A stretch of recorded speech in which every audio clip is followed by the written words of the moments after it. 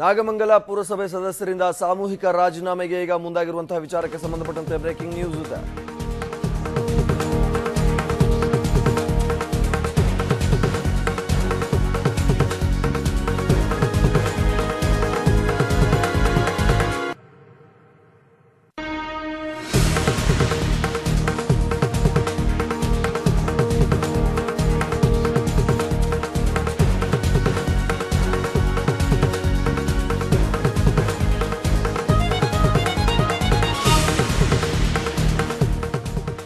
ಪುರಸಭೆ ಅಧ್ಯಕ್ಷ ಸ್ಥಾನ ಒಬಿಸಿ ಸಮುದಾಯಕ್ಕೆ ನೀಡದ್ದಕ್ಕೆ ಆಕ್ರೋಶವನ್ನ ವ್ಯಕ್ತಪಡಿಸಿ ಸಾಮೂಹಿಕ ರಾಜೀನಾಮೆಗೆ ಈಗ ನಿರ್ಧಾರವನ್ನ ನಾಗಮಂಗಲ ಪುರಸಭೆಯ 11 ಸದಸ್ಯರು ಮಾಡಿದ್ದಾರೆ.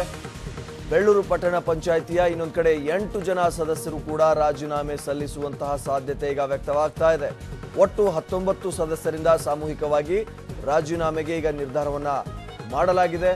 ಎಲ್ಲೋ ಒಂದ್ ಕಡೆ ಉದ್ದೇಶಪೂರ್ವಕವಾಗಿಯೇ ಅಧ್ಯಕ್ಷ ಸ್ಥಾನವನ್ನ ಎಸ್ಟಿ ಸಮುದಾಯಕ್ಕೆ ನೀಡಿರುವಂತಹ ಹಿನ್ನೆಲೆಯಲ್ಲಿ ಕೆಪಿಸಿಸಿ ಅಧ್ಯಕ್ಷರನ್ನ ಭೇಟಿ ಮಾಡಿ ರಾಜೀನಾಮೆಯನ್ನ ನೀಡೋದಕ್ಕೆ ಈಗ ಸದಸ್ಯರು ಮುಂದಾಗಿದ್ದಾರೆ.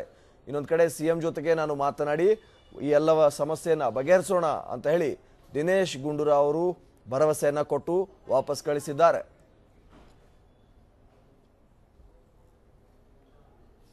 ಅವರು ಒಂದು ಅಧಿಕಾರಕ್ಕೆ ಬರ್ತಾರೆ, ನಮಗಿಂತ ಒಂದು ಸೀಟ್ ಜಾಸ್ತಿ. ನಾಗಮಂಗಲ ಪುರಸಭೆಯಲ್ಲಿ ನಾವು ಕಾಂಗ್ರೆಸ್ ಪಕ್ಷ 11 ಗೆಲ್ಲೋ ಮುಖಾಂತರ ಜೆಡಿಎಸ್ ಪಕ್ಷ 12 ಗೆದ್ದಿದೆ 23 ಸ್ಥಾನದಲ್ಲಿ.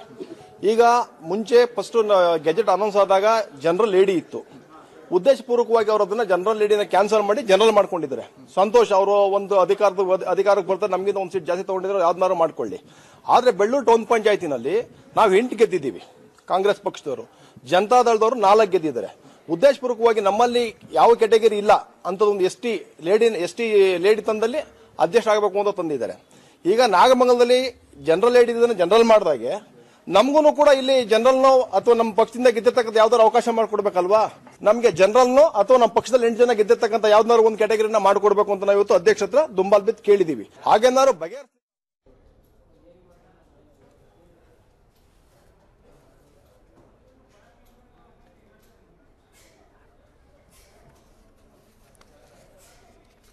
ಎಲ್ಲ ವಿಚಾರಕ್ಕೆ ಸಂಬಂಧಪಟ್ಟಂತೆ ಪ್ರಕಾಶ್ ಈಗ ನಮ್ಮ ಜೊತೆ ದೂರವಾಣಿ ಸಂಪರ್ಕದಲ್ಲಿದ್ದಾರೆ. ಪ್ರಕಾಶ್, ಈಗ ರಾಜೀನಾಮೆ ನೀಡೋದಕ್ಕೆ ಇವರೆಲ್ಲ ಮುಂದಾಗ್ತಾರ ಏನು ಮನವೊಲಿಸುವಲ್ಲಿ ದಿನೇಶ್ ಗುಂಡೂರಾವ್ ಅವರು ಒಪ್ಪಿಗೆ ಸೂಚಿಸಿದ್ದಾರೆ ಹೇಗೆ ಅಂತ?